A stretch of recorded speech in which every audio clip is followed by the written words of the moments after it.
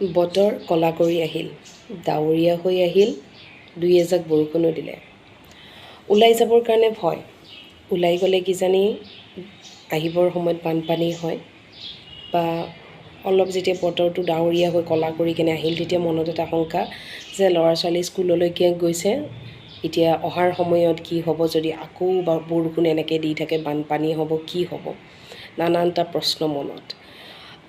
গতিকে মই এই বিজেপি চৰকাৰখনক এইটোৱে অনুৰোধ জনাম যে তেওঁলোকে বানপানীৰ সমস্যাটো যেনেকৈ নহওক বানপানীৰ সমস্যাটো সমাধান কৰক। কাৰণ চাৰিওপিনে দেখিছোঁ ফ্লাইঅভাৰ ধুনীয়াকৈ তেওঁলোকে নতুনকৈ ফ্লাইঅভাৰ হৈছে। গুৱাহাটীখন সম্পূৰ্ণৰূপে দেখাত সলনি হৈ গৈছে, কিন্তু সম্পূৰ্ণৰূপে সেইটো এটা ছাইড আমি দেখিছোঁ, কিন্তু যিটো বানপানী হ'লে যিটো এটা পৰিৱেশ সৃষ্টি হয়, এইটো সম্পূৰ্ণৰূপে সলনি হৈ গ'ল। ক্ৰমান্বয়ে আগৰ পৰা এতিয়ালৈকে আজি 2-3 বছৰ ধৰি লাহে লাহে বানপানীৰ সমস্যাটো এটা ভয়ানক পৰিস্থিতিৰ পিনে গৈ আছে। গতিকে আমি বোকাচতীয়া ৰাজনীতিত সোমাব নিবিচাৰোঁ। কাৰণ কিয়, আমি সৰুৰ পৰা এতিয়ালৈকে চৰকাৰ বহুবাৰ সলনি হোৱা দেখিলোঁ। AGP চৰকাৰ আহিল, AGP চৰকাৰ যেতিয়া আছিলে তেতিয়াও জনসাধাৰণে শেষত অতিষ্ঠ হ'ল, চৰকাৰ সলনি হ'ব লাগে, সলনি কৰি কেনে কংগ্ৰেছ চৰকাৰ আনিলে। কংগ্ৰেছ চৰকাৰ আহিল, জনসাধাৰণ শেষত যেতিয়া মূল্য বৃদ্ধি হ'ল, নানানটা সমস্যাৰ মাজত তেতিয়া জনসাধাৰণে বিচাৰিলে যে চৰকাৰ সলনি হওক। চৰকাৰ সলনি কৰিলে জনসাধাৰণে, আৰু সলনি কৰি কেনে আহি গ'ল বিজেপি চৰকাৰ, আৰু এতিয়া আমি বিজেপি চৰকাৰত চলি আছোঁ। যিহেতু আমি চৰকাৰখনৰ বাকী কাম কাজত আমি বহুত ক্ষেত্ৰত আমাৰ গুৱাহাটীখনৰ আগৰ ছবি আৰু এতিয়াৰ ছবিৰ মাজত বহুখিনি আমি চেঞ্জ দেখিছোঁ, ডেভেলপ আমি দেখিছোঁ, কিন্তু সেই ডেভেলপৰ লগে লগে আমি কিন্তু বানপানীৰ ডেভেলপমেণ্টটো দেখিছোঁ। কাৰণ আগতে বানপানীৰ সমস্যা ইমান ক্ৰিটিকেল নাছিল, বানপানীৰ সমস্যাটো ইমান ভয়ানকভাৱে হোৱা নাছিল, কিন্তু এতিয়া বানপানী এতিয়া ভয়ানকভাৱে যেনেকৈ মূল্যবৃদ্ধি আকাশ দ্ৰুতগতিত মূল্যবৃদ্ধি হ'ব ধৰিছে, ঠিক তেনেকৈ বানপানীও দ্ৰুতগতিত বানপানী হ'বলৈ ধৰিছে। বানপানীয়ে কিন্তু এটা ভয়ানক পৰিস্থিতি এতিয়া ল'ব। যদি এতিয়া আপোনালোকে এইটো সমস্যা সমাধান নকৰে, তেতিয়াহ'লে আগন্তুক সময়লৈকে আমি বিপদৰ সন্মুখীন হ'ব লাগিব। গতিকে চৰকাৰ যোনে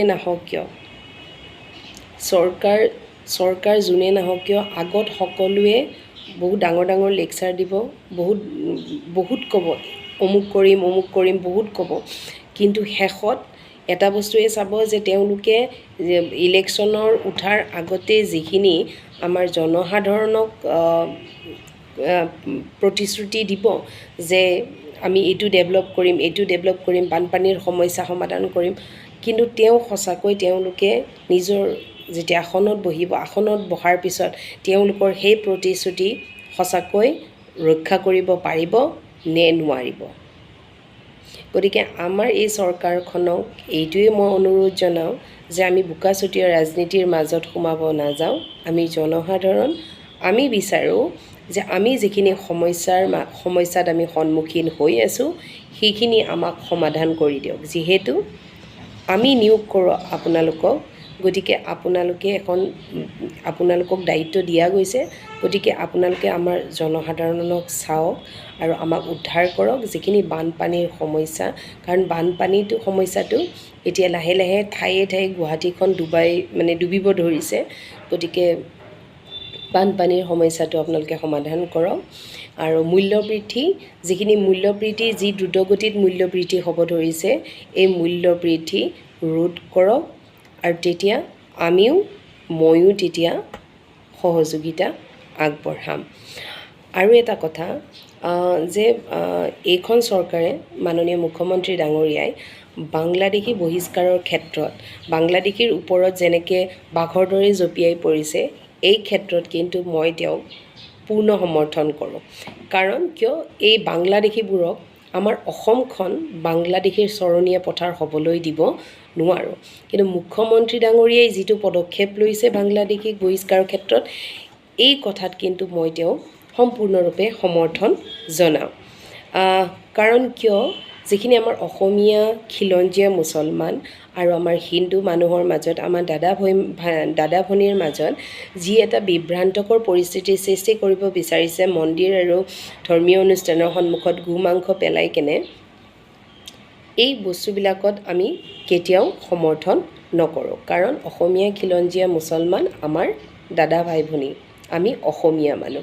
কিন্তু যিখিনি বাংলাদেশী মিয়া, সেইখিনিক কিন্তু আমি কেতিয়াও নিবিচাৰোঁ যে আমাৰ অসমখন তেওঁলোকৰ চৰণীয়া পথাৰ হওক। কেইদিনমান আগতে এগৰাকী মিয়া মহিলাই কৈছিলে যে হিমন্ত বিশ্ব শৰ্মা ডাঙৰীয়াক কৈছিলে যে মিয়া নোহোৱা কৰি কেনে অসমীয়া মানুহ চলিব নোৱাৰে। কোনে কৈছে যে সেই মিয়া মহিলাগৰাকীয়ে চিঞৰি চিঞৰি হিমন্ত বিশ্ব শৰ্মা ডাঙৰীয়াক কৈছিলে যে মিয়া নোহোৱা কৰি কেনে অসমীয়া চলিব নোৱাৰে।